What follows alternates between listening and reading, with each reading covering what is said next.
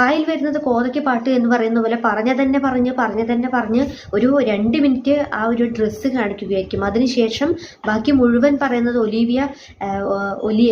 പല കൃമികളും അല്ലെങ്കിൽ മാഫിയകളും ഒലിവിയ പൂട്ടിക്കാൻ ശ്രമിക്കുന്നു, അല്ലെങ്കിൽ ഇതിന് പിന്നിലുള്ള വലിയ മാഫിയാണ് തുടങ്ങി ഈ മാഫിയ അല്ലെങ്കിൽ നിങ്ങളുടെ ഈ ഒരു സ്ഥാപനത്തെ പൂട്ടിക്കുന്നു എന്നൊക്കെ പറഞ്ഞ് ഇതിന് മാത്രം ഈ ഒലിവിയ എന്നുള്ളത് എന്താണ് ഈ ഒരു സ്ഥാപനം?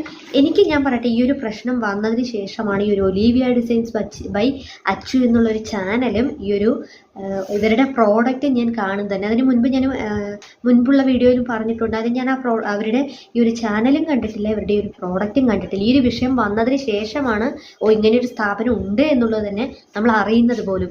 എന്നിട്ടും ഞാനൊന്ന് ചോദിക്കട്ടെ, നമ്മുടെ യൂസഫ് അലി സാറുടെയൊക്കെ ലുലു മോൾ അല്ലെങ്കിൽ അത്തരത്തിലുള്ള വലിയ സ്ഥാപനങ്ങൾ പോലുള്ള എന്തെങ്കിലുമാണ് ഈ ഒരു ഒലിവിയ ഡിസൈൻസ് എന്ന് പറയുന്നത്?